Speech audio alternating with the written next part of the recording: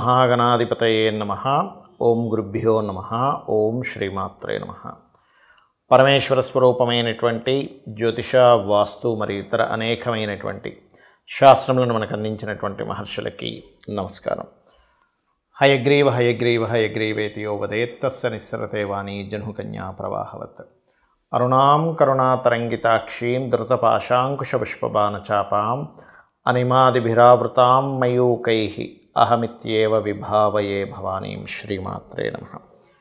ప్రేక్షకులకి ఆ లలితాంబిక అమ్మవారి యొక్క అనుగ్రహం పరిపూర్ణంగా కలగాలని మనస్ఫూర్తిగా కోరుకుంటూ మనం ఈరోజు చెప్పుకోబోయేటువంటి టాపిక్ ఏమిటి అంటే, సూర్య భగవానుడు మకర రాశిలోకి మకర సంక్రమణం అంటారు.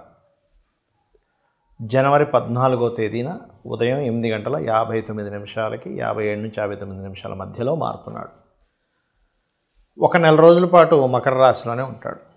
మనకి సంక్రాంతి, భోగి, సంక్రాంతి, కనుమను 3 పండుగలు ఉంటాయి. ముఖ్యంగా సంక్రాంతిని పెద్దల పండగ అంటారు. పెద్ద పండగ అంటుంటారు కానీ పెద్ద పండగ కాదు, పెద్దల పండగ. ఈ రవి యొక్క గ్రహస్థితి మారడం మూలంగా 12 లగ్నాల వారికి, లగ్నం తెలియని వారు రాసుల వారికి ఎటువంటి శుభ ఫలితాలు జరగనున్నాయి, ఏ విషయాల పట్ల జాగ్రత్త వహించాలి, ఏ లగ్నాలకి మరి రవి శుభుడైతే ఒక రకమైన ఫలితము, పాపైతే ఒక రకమైన ఫలితం జరుగుతూ ఉంటుంది. కాబట్టి ఏ విషయాల పట్ల జాగ్రత్త, ఏ పరిహార మార్గం చేసుకోవాలి, మరియు అదేవిధంగా మరి లగ్నము, నక్షత్రము ఏమీ తెలియని వారు పర్టికులర్గా ఎటువంటి జాగ్రత్తలు తీసుకోవాలనేటువంటి విషయాలని చెప్తుంది నేనైనప్పటికీ కూడా చెప్పిస్తుంది సాక్షాత్ లలిత అమ్మవారిగా భావిస్తూ మనం ఒక్కొక్క లగ్నం గురించి మనం తెలుసుకుందాం. ధనుర్లగ్నము, ధనస్సు రాశి. ధనస్సు వారికి కనుక చూసుకున్నట్లయితే రాశినాథుడు ఎవరైతే ఉన్నారో, రాశినాథుడు గురువు మీకు 6వ స్థానంలో వక్రించున్నాడు ప్రస్తుతం. కాకపోతే ఇక్కడ సూర్య భగవానుడు 2వ స్థానంలో సంచరిస్తున్నాడు. ధనస్థానంలో సూర్య భగవానుడు సంచరించడం మంచిదే, అందులో ఎటువంటి సందేహం లేదు.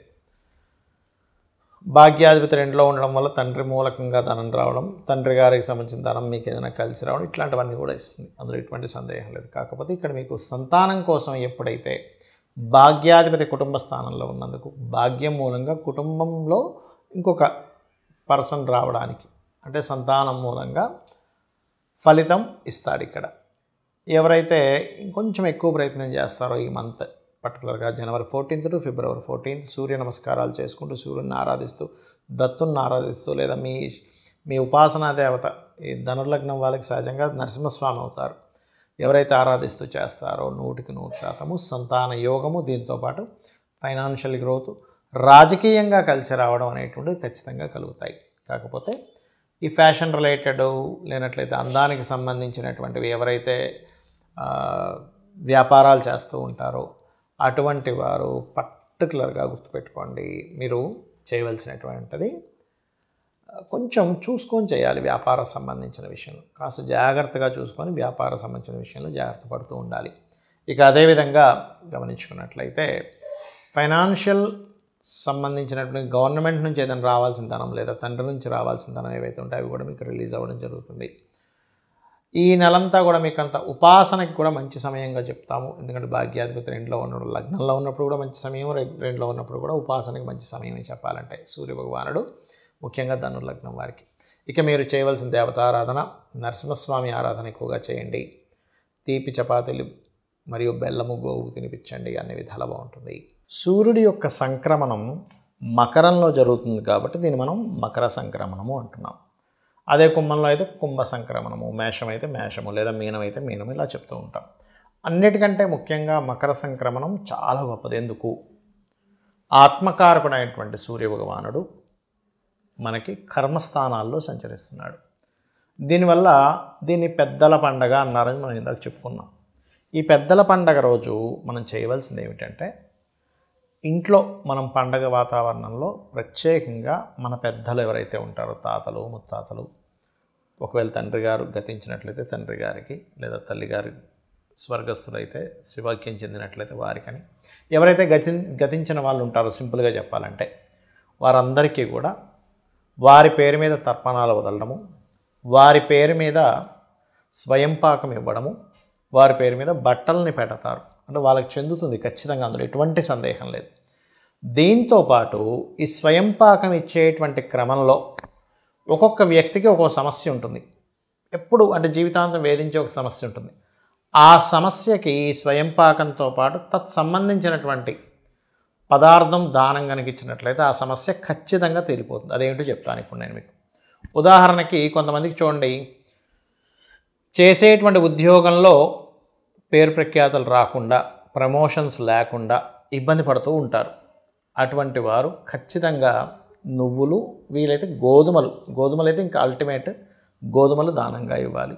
లేదండి కొంచెం ఉద్యోగం కోసం కూడా నాకు కొంత ఇబ్బంది ఉంది అని అనుకున్న వారు నువ్వులు గోధుమలు కలిపిస్తే చాలా మంచిది. స్వయం పాకం ఇచ్చే రోజు చెప్తున్నాను నేను మీకు.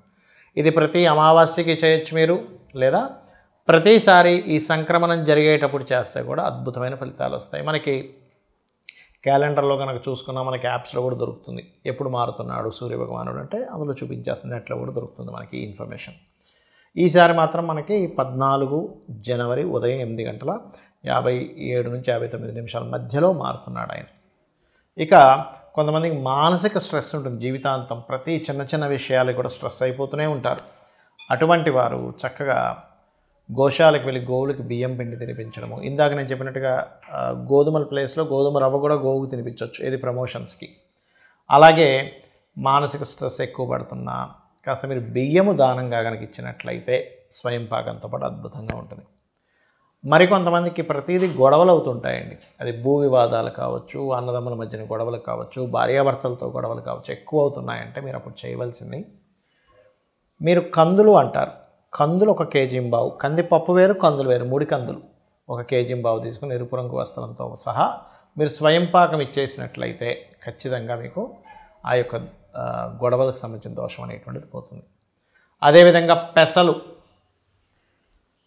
ఇది దేనికి ఇవ్వాలి అంటే మీకు వ్యాపార అభివృద్ధి అవ్వటం లేదండి, ప్రతిదీ మిస్కమ్యూనికేషన్స్ అవుతున్నాయి. మిస్కమ్యూనికేషన్స్కి లలితా సహస్రనామాల్లో ఒక గొప్ప నామం ఉంటుంది, ఓం కర్పూర వీటికామోద సమాకర్ష దిగంతరాయే నమః. చేసుకున్నట్లయితే ఖచ్చితంగా ఆ మిస్కమ్యూనికేషన్స్ అనేవి క్లియర్ అవుతాయి. అలాగే పెసలు దానంగా ఇవ్వడం, వీలైతే గోవుకి గోధుమ రవ్వని తినిపించడం. మరియు కొంతమందికి గురుబలం లేదు, ఇప్పుడు ఏ పని చేద్దామని ఇప్పుడు గురుబలం లేదండి, గురువు సరైనటువంటి స్థానంలో లేడు అందుకే ఎదగలేకపోతున్నాడు అంటుంటారు. అది నిజమే. గురువు కనుక సరిగ్గా లేనట్లయితే జన్మజాతకంలో, గురు బలం ఉన్నప్పుడు ఉండే జాతకం వేరుగా ఉంటుంది, గురువు సరిగ్గా లేనప్పుడు ఆ జాతకాలు వేరుగా ఉంటాయి. అలా ఉన్నప్పుడు పర్టికులర్గా ఏంటంటే గురువు ప్రత్యేకంగా వారికి జన్మజాతకంలో పాడైనందుకు ఈ స్వయం పాకంతో పాటు శనగలు ఎరుపు పసుపు రంగు వస్త్రము దానంగా ఇచ్చినట్లయితే స్వయం పాకంతో అద్భుతమైన ఫలితాలు వస్తాయి. దీంతోపాటు గోవుకి అరటికాయలు కూడా తినిపించండి. ఇక మరి కొంతమందికి వివాహం అవ్వదు, అలాంటప్పుడు ఉలవలు ప్లస్ బొబ్బర్లు 2 కలిపి ఇవ్వాలి స్వయం పాకంలో. గోవుకి కాస్త తీపి చపాతీలు పెడితే ఈ శుక్ర సంబంధించిన బొబ్బర్లు ఇవ్వడం వల్ల ముఖ్యంగా కేవలం వివాహం ఒకటే కాకుండా ఫైనాన్షియల్ క్రైసిస్, ఎక్కువ ఇబ్బంది పడుతున్నాం ధనం కోసం, ఖచ్చితంగా స్వయం పాకంలో మీరు బొబ్బర్లు ఇచ్చినట్లయితే ఫైనాన్షియల్ ప్రాబ్లమ్స్ తగ్గుతాయి. డబ్బులు రావాల్సింది కానీ ఆగిపోయింది అనుకునేవారు ఉలవలు ఎక్కువగా దానంగా ఇస్తూ ఉండాలి. అదేవిధంగా భయాలు ఉంటాయి కొంతమందికి, లేకపోతే ఏదో బ్లాక్ మ్యాజిక్స్ లాంటివి జరిగాయి అనేటువంటి ఒక భయం ఉంటుంది. ఇటువంటివి కూడా మన పూర్వీకుల్ని మన పెద్దల్ని కనుక తలుచుకున్నట్లయితే అటువంటి వాటిని కూడా వాళ్ళు పంపించగలుగుతారు బయటికి, ఏదైనా నెగిటివ్ ఎనర్జీ మిమ్మల్ని పట్టుకొని ఇబ్బంది పెడుతున్నట్లయితే, ఎందుకంటే వాళ్ళకున్న శక్తి అటువంటిది.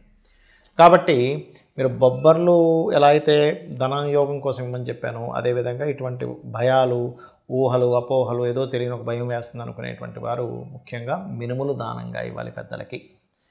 అలాగే కొన్నిసార్లు జాబ్ సంబంధించిన సమస్యలు ఉండేటువంటి వారు తెల్ల నువ్వులు దానంగా ఇవ్వడము.